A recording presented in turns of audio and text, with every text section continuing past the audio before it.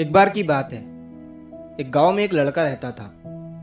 वो लड़का पढ़ाई में बहुत होशियार था, लेकिन उसकी पढ़ाई नहीं हो पाती थी क्योंकि वो लड़का अपना घर भी चलाया करता था।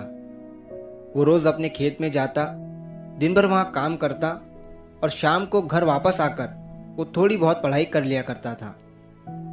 अब जब वो लड़का 12वीं क्लास में गया तो सभी गांव वालों को ये लग रहा था कि हमारे गांव से यही लड़का 12वीं में फर्स्ट आएगा, क्योंकि गांव वालों को भी पता था कि वो लड़का पढ़ाई में बहुत होशियार है। तो 12वीं का एग्ज़ाम आया, लड़के ने एग्ज़ाम दिया और जब 12वीं का रिजल्ट आया तो वो लड़का किसी कारण से एक सब्जेक्ट में फेल हो गया। जब गांव वालों को ये बात पता चली तो सारे गांव वाले उस लड़के को ताने देने लगे और उसका मजाक उड़ाने लगे। वो जब भी अपने घर से खेत की तरफ जाता तो उस रास्ते पर उसे जितने लोग मिलते वो सब उसे ताने देते रहते।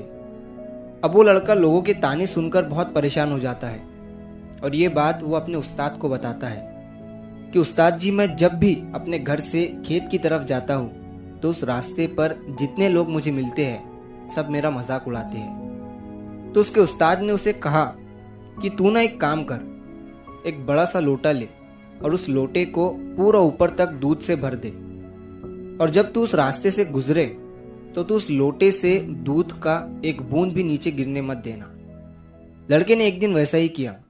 वो जब उस रास्ते से दूध का लोटा लेकर निकला तो उसका फोकस उस लोटे पर इतना था कि उसे लोगों की आवाज ही सुनाई नहीं दी। वो इतने ध्यान से उस लोटे को लेकर चल रहा था कि उस लोटे से दूध का एक भी कतरा नीचे ना गिरे। इसकी वजह से उसे लोगों के तानों की आवाज सुनाई ही नहीं दी।